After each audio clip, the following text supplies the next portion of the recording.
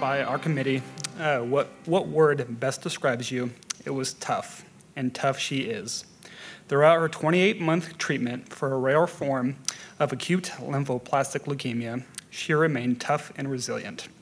Her dedication to raising awareness of her form of cancer and the drive that she has shown to fundraise for other cancer patients is truly remarkable. Humble, centered, and extremely positive are all words that can describe Abigail. Her journey began as a freshman with her diagnosis on October 4th, 2013. To quote her, "It seemed like the end of the world and something from which I might not return. I knew I had to win. Cancer was not going to beat me. I had to fight." Often it is said, it is not the situation you find yourself in, it is your reaction to the situation that truly matters. After her treatment, she was motivated to give back to others. It also taught her to appreciate, quote, each person, day, and experience in her life. It taught her to be grateful for the little things in her life, but most importantly, it taught her to appreciate all that life had to offer.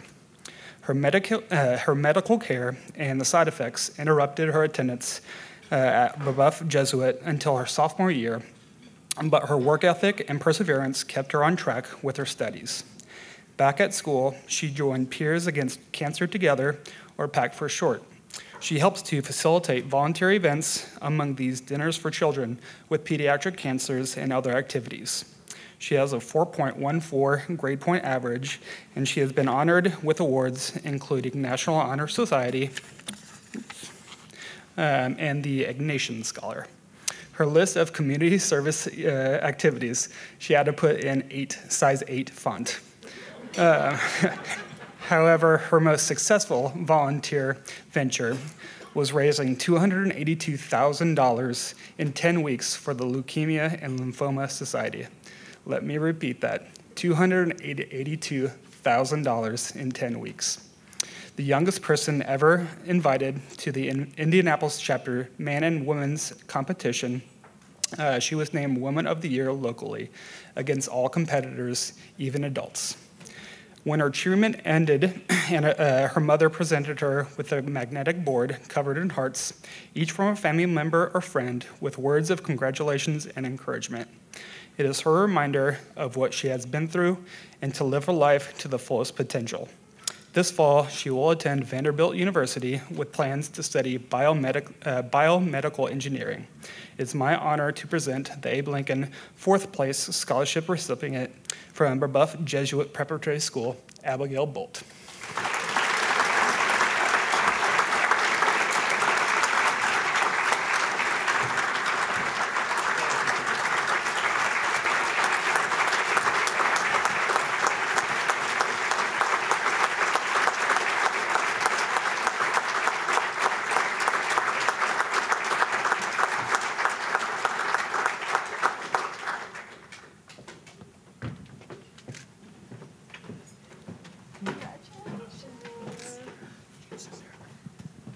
I want to ask you a couple of questions. Step up here. Okay, first of all, every fundraiser in the room is going, I want your number.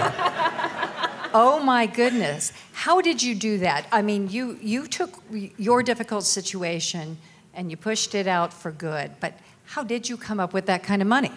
Honestly, I asked people, and then I think I shared my story, and then I'm like, but I'm not the only one. There are so many other people out there that have some sort of disease that is like this, and it may not be me who's personally who's affected you, but you know someone who's been affected by this.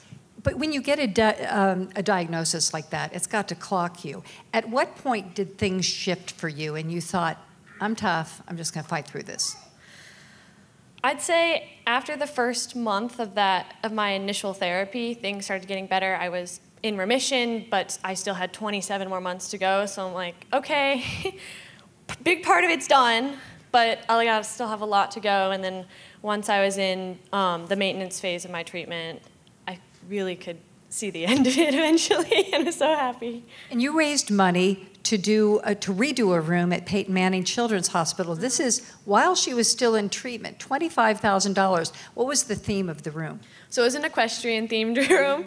I was lucky enough to stay in one of the football-themed rooms that they had there, but a lot of the rooms hadn't yet been themed or redesigned. So I really wanted to give other kids that experience as well. Did you get to meet Peyton? I had a few opportunities to, but those are days that I did not feel well at all, and I just wanted to go home, so I turned those down. Now, you also got a Woman of the Year award, so she was competing against adults for this from the Leukemia and Lymphoma Society. That's an incredible honor. How'd you feel when that happened? I was personally rather shocked. I was really excited, and it was pretty amazing, honestly, and I had no idea that I had raised that much money because that night things just keep adding to it, and I was really amazed. You can't get this far without mentors. Who would you like to give a shout out to? For sure, my parents. They've been with me every single step of the way. They were by my side throughout my treatment, beforehand, even now, and I consider them to be some of my best friends.